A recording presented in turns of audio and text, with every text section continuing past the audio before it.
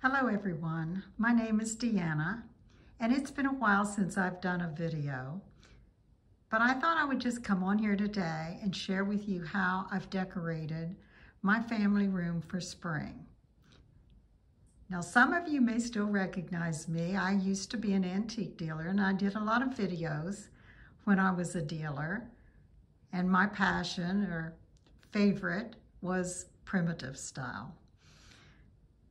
And so I have used primitives as decor items in my home, and I incorporate those, blend those with a certain amount of 21st century modern comfort. So you're going to see that mixed in as I have used the primitive pieces that I've acquired and displayed them in and among all that. So let me start as I'm standing here in my dining room. It's an antique motto sampler is what they call those. And I'm sorry for the glare because it's hard to read. But what this says is, God bless our home. And that's my prayer every morning for our home and our family. And as you enter the dining room, the family room, I'm sorry, it's 2 steps down. So, excuse me if I jar the camera, because I'm just going to walk around and show you what I've done. And hopefully you'll enjoy it. Maybe you'll get some ideas for decorating. That's the whole idea. But anyway, as I'm going to move around here like this so that you can see those steps. And first of all, I've got a little vignette here of these, I think they're Arnold print stuffed. They're printed fabric. Little animals, 2 cats and a little pug, and then also a Hubley doorstop. Now all of these things are not primitive per se, but a lot of them are. I like old game boards, and I've got 3 examples here hanging on this little nook. One of them is an old marble game, which I have no idea how it would be played, but it still was interesting. I love everything that's perfectly imperfect, and so you'll see what draws me, my attention to something is the wear and the beauty that comes from age. This little double step unit here, I've used to display some small treenware pieces. We have like a bar here that is used mostly for whenever we're entertaining, for, just to help lay out food and so forth. This wall is a wall that's used to show off family pictures. And so we start on this side of the family room.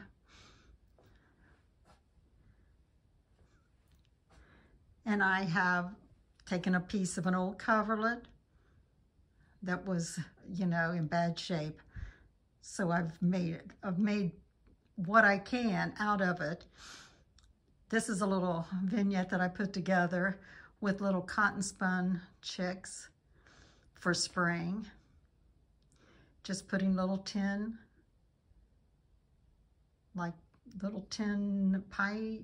small pie pans down in there and fixing it so that it looks like food. Here's an old spool cabinet, again with some more of the Arnold print cats. One of them is an early stuffed cat there that has embroidery, has the embroidery detail. Let me get a little closer here for you.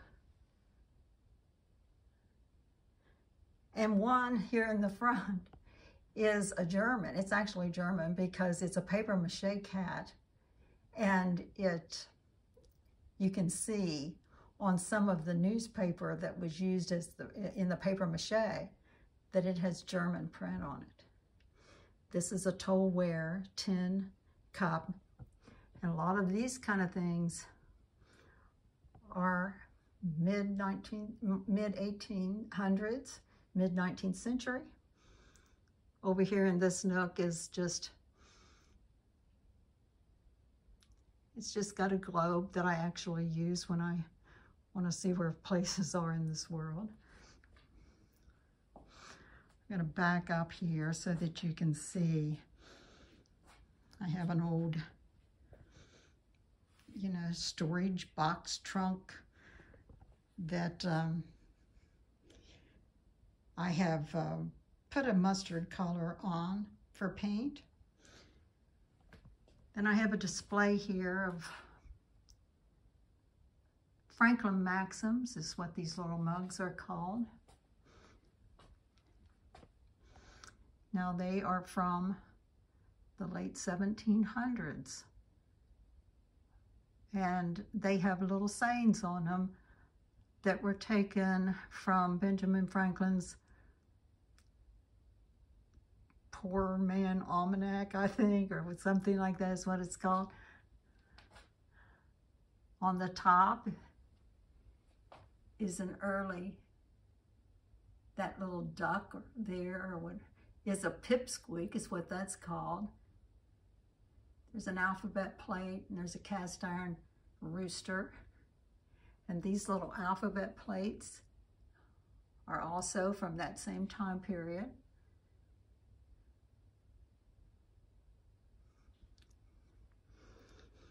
As we go by here, you'll see a glimpse of in my garden room, but we're not touring that today. Then I have an early side table here. This table is probably from the mid-1800s. It has wonderful patina and character to it. Interesting history, as you see the little hole there in the drawer. I've got a vignette on top of here that's made out of, that's put together with like a wood churn. That's a small little churn.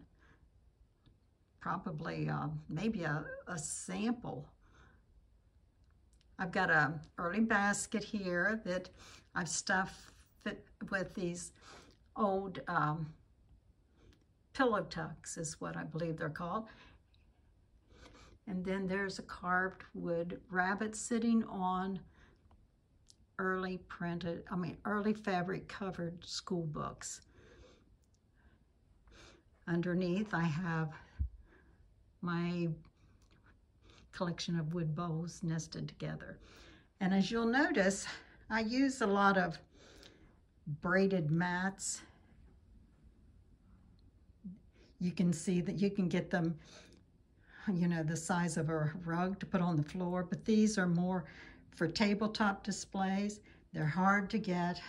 They're getting very pricey because of that. But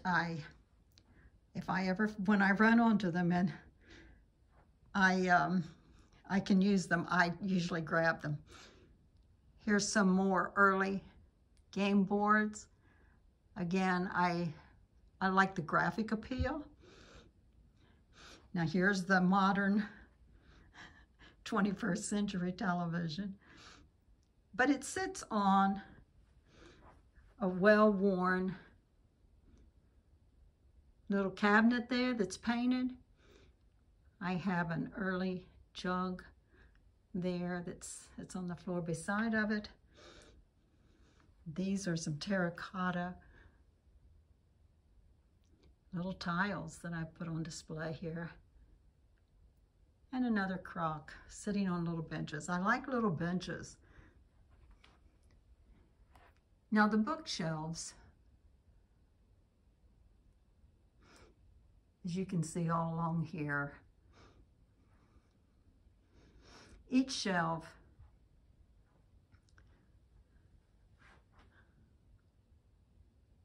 we've used as display for some of our collections. And not all of these collections are primitive. They're just old, collected over the years and things that we liked. Now, the primitive type of collections would include the pewter, the little crocks. I've got a little Americana shelf, a Bliss dollhouse up there. Those little pieces at the top, the bucket and the watering can, are Victorian. I've got a clown collection. My husband's got a little car collection. And then there's an early little donkey on wheels. Before I go over here to the fireplace, I want to step back here so you can see just the living area. As you can see, like I said, this is 21st century and we need our comfort, so we've opted for comfortable seating. This, however, this blanket chest here is from the 1700s. And it's got beautiful patina, beautiful wear, perfectly imperfect again. And there's a little vignette I did of early Easter eggs, tin ones, and a couple of them are not early. The little fabric covered ones are like repros, but they go well in there. And there, I have my Bible there in that basket. Again, these pillows and things are not old. They're just comfy. The lamp here on this stand was made out of a crock that used to belong to my grandmother. It already had a hole in it, so it was ideal to transform it. And this little washstand we have turned around to make it an end table, but as you can see, it is a washstand, so it serves two purposes here. Again, you'll see mats. Here's an oil lamp and an oiler. And now moving back to the hearth of the fireplace.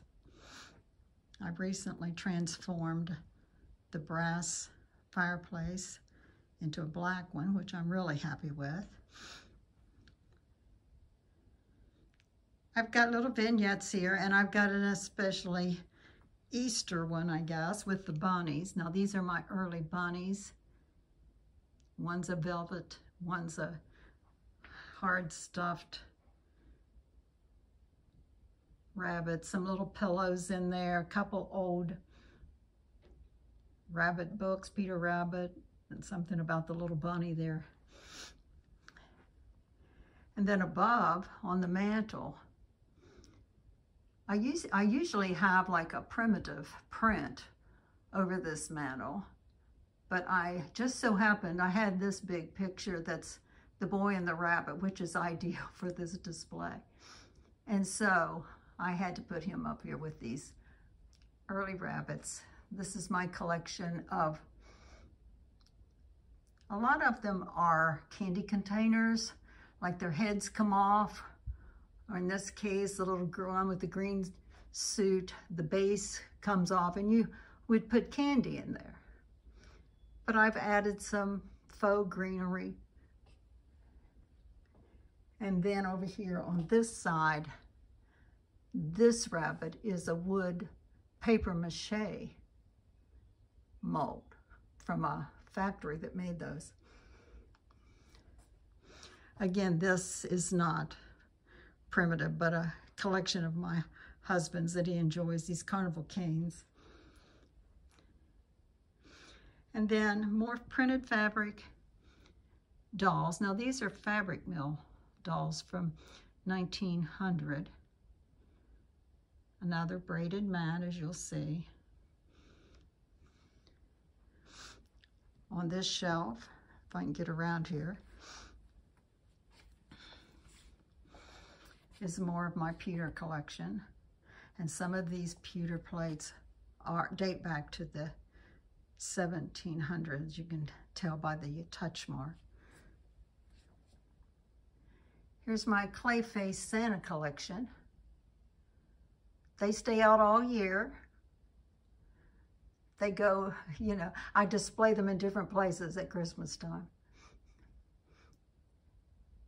There's that shelf with an early lighting, and up at the top, early alphabet blocks, and the little guy on the right is a carnival. I call them knockdowns. That's what they used to do, would throw balls and try to knock them down. On this side, I have a collection of Puts turkeys. Some of these are also candy containers. Here's my little primitive wood box, and the one's a toll box on the bottom that's 10. Here's a little item that I just recently posted on the Facebook group, Ann Clay's Primitive Home, which I am a member of that group and enjoy it. Post things on there. Then my collection of old books, my Victorian era, I suppose. Blue Boy, printed cloth doll, an old candlestick. The top shelf just houses personal memorabilia from my husband and I's school. On each side of this double window here, I have displayed early schoolgirl alphabet samplers from the 1800s. I have sitting here by this sideboard cabinet in an early comb-back high chair, another of the printed cloth dolls. I think I've got enough, but they speak to me, so that's why I have as many as I have. Now, as you'll notice as I'm taking you around, that the one unique thing about decorating with primitive decor is that you don't have to be married to certain colors, because when you put it all together, it just works. And that's another unique feature about what makes it so timeless. Here you'll see a couple of early woven coverlets on a rack here that my husband built for this purpose. Here, sorry for the glare here, let me get to the side. Here's two more samplers. I'll back up so you can see how they look on the wall there. And then this early cabinet was just ideal for this spot in our home. And I have here a cute little pencil head duck decoy out for the spring. And this is to commemorate Easter with one of my Bibles when I was a young girl. Here's my stack of pantry boxes. I love the graduated sizes and the fact that you can see the different color woods. Again, I use a lot of braided mats.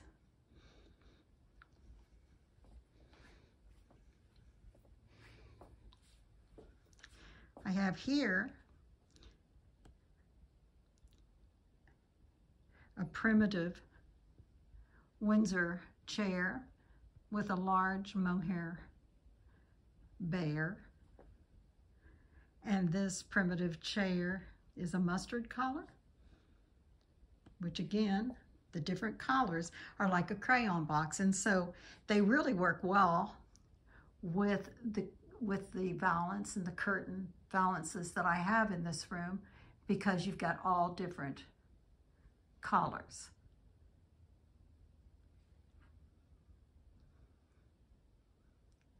You can see over here the same valances over the atrium doors, and above that is an old sign that says school bus. So moving back around,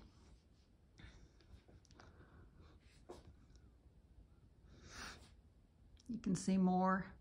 There's a woven coverlet, there is a crazy quilt, and there's just an old patchwork quilt hanging on this side of my rack.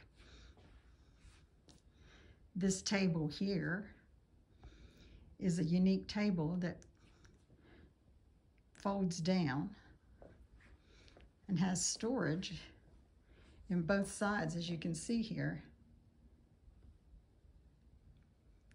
But it also can be pulled out and folded up to become a table, which makes it nice to have extra area for eating and seating if you've got a lot of company. Again, this is another armchair, comfy, with a jacquard type of weave, woven coverlet or throw, or that I've got here. Here is a primitive print that is a copy of an original, and I put that in an antique frame, which I think enhances the primitive prints a lot. Here's a nice little Apothecary Unit with porcelain knobs. It's got some early toys up on top, like a wood top, clay marbles, a kite winder. There's the string. This is a little unit that sits on this little bookshelf thing here, and that's a horse on wheels. And then I put this here with some greenery. It's a red box. If you can see the red there, it's just a red flat box. Put some stoneware down there to try to hide the cord there that we use for various things, like when we're plugging in a Christmas tree and so forth, and we didn't want to move it.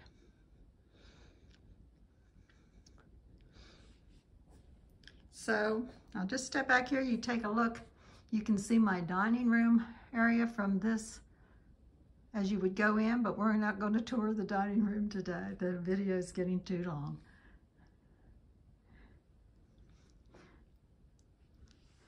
So I hope you enjoyed this little tour. I've enjoyed showing you around. Maybe you'll get some ideas and inspiration. I know I always do from these videos.